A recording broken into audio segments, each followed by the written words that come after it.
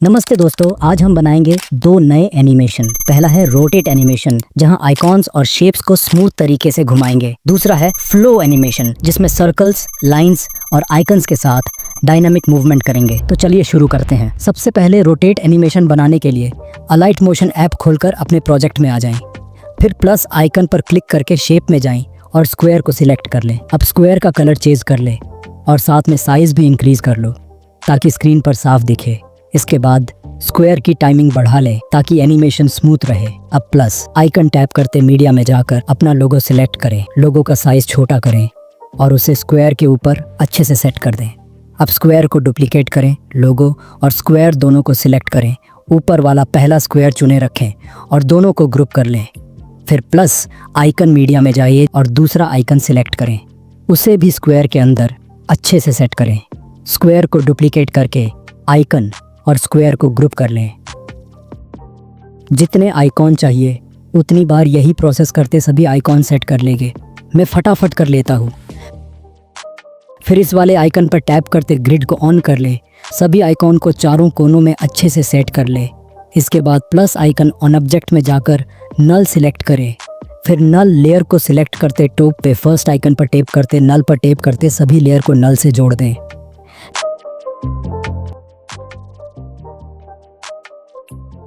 Timeline में 15 second आगे जाकर पहला की फ्रेम लगाएं और 15 सेकंड आगे जाकर रोटेशन 90 डिग्री करके दूसरा की फ्रेम लगाएं।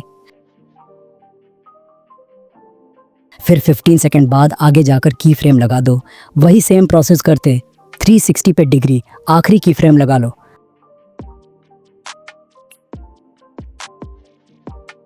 अब सभी की फ्रेम के बीच में जाकर इस वाला कर्व सेलेक्ट करते कॉपी कर लेंगे और सभी की फ्रेम के बीच में कॉपी करते पेस्ट कर लेंगे।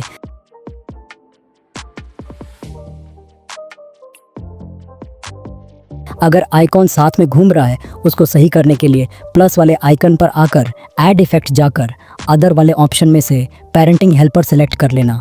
फिर रोटेट में आकर लॉक्ड वाला ऑप्शन सिलेक्ट कर लेना है ताकि आइकॉन घूमे बिना अपनी जगह पर स्थिर रहें। फिर उस इफेक्ट को कॉपी करके सभी एलिमेंट पर पेस्ट कर लेना है ताकि हर आइकॉन पर वही सेटिंग लागू हो जाए। फिर आइकॉन को सिलेक्ट करके बॉर्डर वाले ऑप्शन में आना है और वहां से शैडो को ऑन कर लेना ताकि आइकॉन ज़्यादा आकर्षक और 3D इफेक्ट वाले लगें। उसकी साइज़ 50 कर लेनी है ताकि शैडो साफ और बैलेंस्ड दिखे। सभी एलिमेंट पर वही सेम शैडो ऐड कर लेना है ताकि पूरा डिज़ाइन एक जैसा और प्रोफेशनल लगे।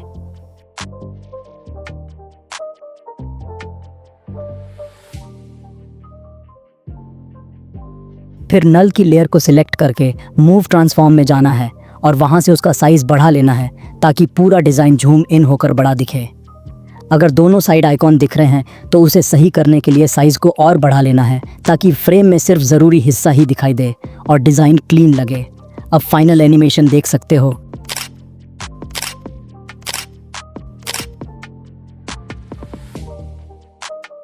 फ्लो एनिमेशन बनाने के लिए सबसे पहले हम शेप टूल में जाएंगे और वहां से सर्कल को सिलेक्ट कर लेंगे। अब सर्कल को सिलेक्ट करके उसका साइज़ इंक्रीज़ कर लेंगे ताकि फ्लो एनिमेशन बनाते समय उसका मूवमेंट और विजुअल इफेक्ट ज़्यादा अच्छा दिखे। इसके बाद सर्कल का कलर चेंज कर देंगे। अब सर्कल का डुप्लीकेट बना लेंगे और उस डुप्लीकेट सर्कल का साइज़ थोड़ा छोटा कर देंगे ताकि दोनों सर्कल्स में लेयरिंग इफेक्ट बने और फ्लो एनिमेशन ज़्यादा प्रोफेशनल लगे। इसके बाद दोनों सर्कल्स की टाइमलाइन बढ़ा लेंगे। अब बड़े सर्कल को सिलेक्ट करके उसका डुप्लीकेट बना लेंगे और फिर कलर सेटिंग में जाकर उसका फिल कलर नन कर देंगे। अब बॉर्डर सेटिंग में जाकर स्ट्रोक ऑन कर लेंगे और फिर स्ट्रोक का साइज़ इंक्रीज़ कर देंगे ताकि आउटलाइन मोटी और साफ दिखे। अब उस सर्कल को सिलेक्ट करेंगे, फिर ऊपर की तरफ वाले 3 डॉट्स पर टैप करेंगे और लास्ट वाला ऑप्शन कन्वर्ट टू आउटलाइन पर टैप कर देंगे ताकि सर्कल का शेप अब एडिटेबल आउटलाइन में बदल जाए। अब एडिट पॉइंट मोड में जाएंगे, फिर इस वाले आइकन को ऑफ कर देंगे। इसके बाद लास्ट पॉइंट पर टैप करते तो इस वाले आइकन पर टैप करते लास्ट पॉइंट डिलीट कर लेंगे। अब उस हाफ सर्कल को रोटेट टूल से 90 डिग्री घुमा लेंगे ताकि एनिमेशन शुरू होने की जगह सही पोजीशन पर सेट हो जाए। अब ऐड इफेक्ट में जाएंगे और वहां से ड्राइंग प्रोग्रेस को सिलेक्ट कर लेंगे ताकि हाफ सर्कल पर फ्लो एनिमेशन का इफेक्ट अप्लाई किया जा सके। अब एंड पॉइंट पर जाएंगे, टाइम को थोड़ा आगे बढ़ाकर वैल्यू को 0 सेट करेंगे और पहला की फ्रेम लगा लेंगे। इसके बाद थोड़ा स्क्रॉल करके दूसरा की फ्रेम लगा देंगे ताकि फ्लो एनिमेशन धीरे धीरे रिवील होना शुरू हो और स्मूथ मूवमेंट बने। अब उस हाफ सर्कल को सिलेक्ट करके उसका डुप्लीकेट बना लेंगे।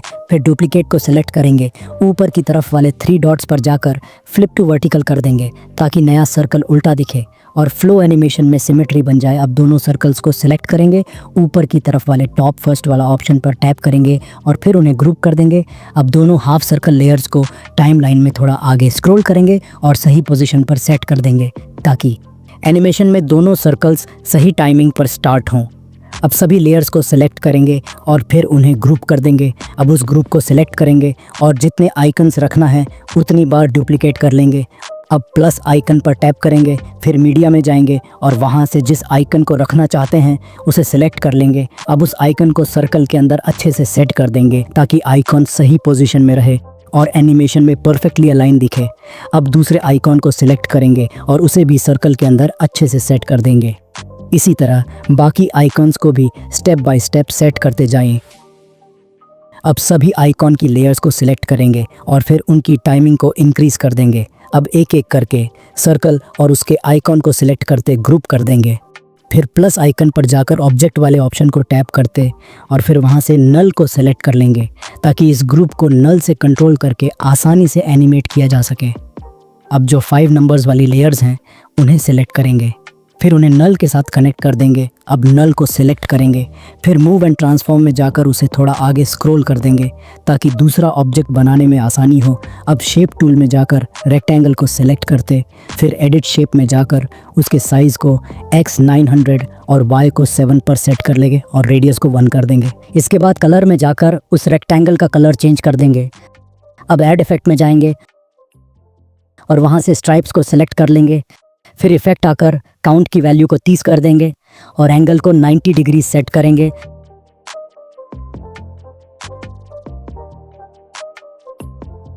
साथ में कलर को भी चेंज कर देंगे।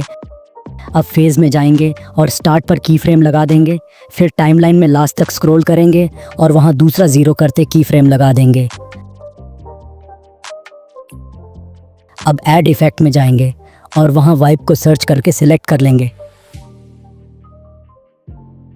अब टाइमलाइन में थोड़ा आगे स्क्रॉल करेंगे, ऐड वैल्यू को 0 पर सेट करेंगे और वहां पहला की फ्रेम लगा देंगे। फिर थोड़ी आगे स्क्रॉल करके एंड वैल्यू को 100 सेट करेंगे और वहां दूसरा की फ्रेम लगा देंगे। अब वाइप इफेक्ट अप्लाई होने के बाद अब प्लस आइकन पर जाकर ट्रायंगल शेप को सिलेक्ट कर लेंगे। अब उस ट्रायंगल का साइज़ छोटा कर देंगे ताकि वो एनिमेशन में सर्कल या रेक्टेंगल के साथ प्रॉपरली फिट हो जाए और दिखने में बैलेंस रहे। ट्रायंगल उस पोजीशन पर सेट करेंगे जहां से लाइन एनिमेशन स्टार्ट हो रही है। साथ में ट्रायंगल का कलर भी चेंज कर देंगे ताकि वो बैकग्राउंड और बाकी एलिमेंट्स के साथ अच्छे से कंट्रास्ट में दिखे और एनिमेशन में साफ दिखाई दे। अब ऐड इफेक्ट में जाएंगे और वहां से मूव अलोंग पाथ को सेलेक्ट कर लेंगे। अब मूव अलोंग पाथ इफेक्ट में जाकर रोटेट ऑटोमेटिक को ऑफ कर देंगे। अब ट्रायंगल को उस पोजीशन पर सेट करेंगे जहां से एनिमेशन स्टार्ट हो रही है। फिर प्रोग्रेस की वैल्यू को 0 पर सेट करेंगे और वहां पहला की फ्रेम लगा देंगे। इसके बाद टाइमलाइन में थोड़ा आगे स्क्रॉल करके जहां लाइन समाप्त हो रही है वहां दूसरा की फ्रेम लगा देंगे ताकि ट्रायंगल लाइन के साथ स्मूथली मूव करे और एनिमेशन प्रॉपरली कंप्लीट हो। अब लाइन वाली लेयर और ट्रायंगल वाली लेयर को सिलेक्ट करेंगे, फिर उन्हें ग्रुप कर देंगे। अब उस ग्रुप लेयर को सिलेक्ट करेंगे और फिर उसे 2 बार डुप्लीकेट कर देंगे। अब पहली वाली लेयर को सिलेक्ट करेंगे और फिर उसे नल के साथ कनेक्ट कर देंगे। अब नल को सिलेक्ट करेंगे, फिर मूव एंड ट्रांसफॉर्म में जाकर उसे थोड़ा आगे स्क्रॉल कर देंगे ताकि बाकी ऑब्जेक्ट्स बनाने और अरेंज करने में आसानी हो और ओवरलैप ना हो। अब जहां लाइन एनिमेशन समाप्त हो रही है वहां दूसरा लोगो सेट कर देंगे ताकि एनिमेशन फ्लो में कंटिन्यूटी बनी रहे और नया लोगो स्मूथली दिखे। अब उस आइकन को नल के साथ कनेक्ट कर देंगे, फिर नल में जाकर उसे थोड़ा आगे स्क्रॉल करेंगे। अब वहां जहां दूसरी लाइन एनिमेशन शुरू हो रही है उसे लगा देंगे, फिर जहां लाइन खत्म हो रही है वहां तीसरा आइकन सेट करेंगे। अब बाकी सभी लेयर्स को भी इसी तरह टाइमलाइन में स्क्रॉल करते हुए नल के साथ कनेक्ट कर देंगे ताकि सारी लेयर्स एक साथ मूव करें।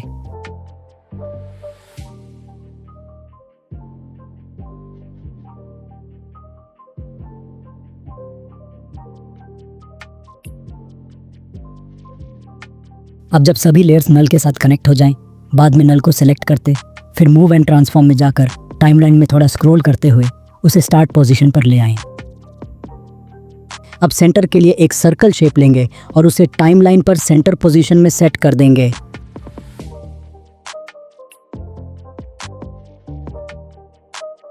अब पहले नल को सेलेक्ट करेंगे, फिर मूव एंड ट्रांसफॉर्म में जाकर पहला आइकॉन को सेंटर पोजीशन पर सेट कर देंगे।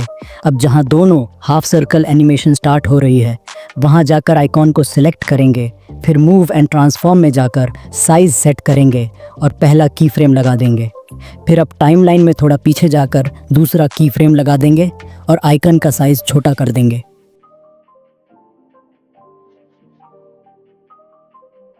अब जहां हाफ सर्कल एनिमेशन खत्म हो रही है, वहां जाकर लाइन लेयर को टाइमलाइन में थोड़ा आगे स्क्रॉल कर देंगे ताकि लाइन का एनिमेशन उसी टाइमिंग पर स्टार्ट हो और फ्लो स्मूथ दिखाई दे।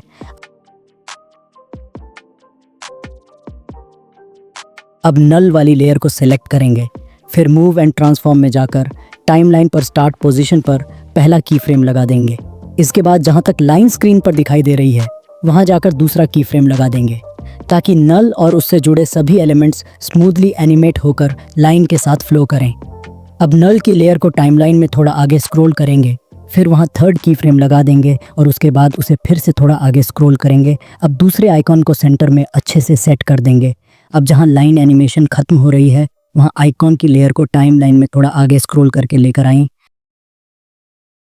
अब आइकॉन की लेयर को सिलेक्ट करेंगे, टाइमलाइन में थोड़ा आगे स्क्रॉल करेंगे और फिर साइज पर जाकर पहला की फ्रेम लगा देंगे। अब टाइमलाइन में स्टार्ट पॉइंट पर जाकर आइकॉन का साइज छोटा कर देंगे और वहां दूसरा की फ्रेम लगा देंगे। अब जहां सर्कल एनिमेशन खत्म हो रही है, वहीं लाइन लेयर को टाइमलाइन में थोड़ा आगे स्क्रॉल करेंगे और अच्छे से सेट कर देंगे ताकि लाइन का एनिमेशन सही टाइमिंग पर शुरू हो और फ्लो स्मूथ दिखे।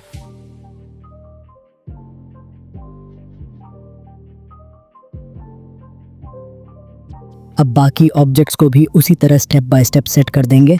मैं फटाफट कर लेता हूँ।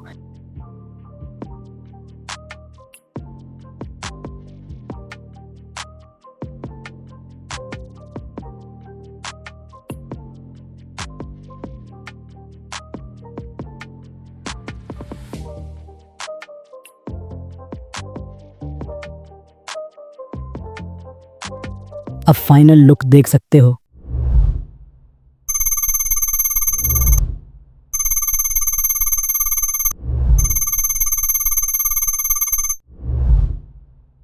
अब मिलते हैं नेक्स्ट वीडियो में, तब तक लिए बाय।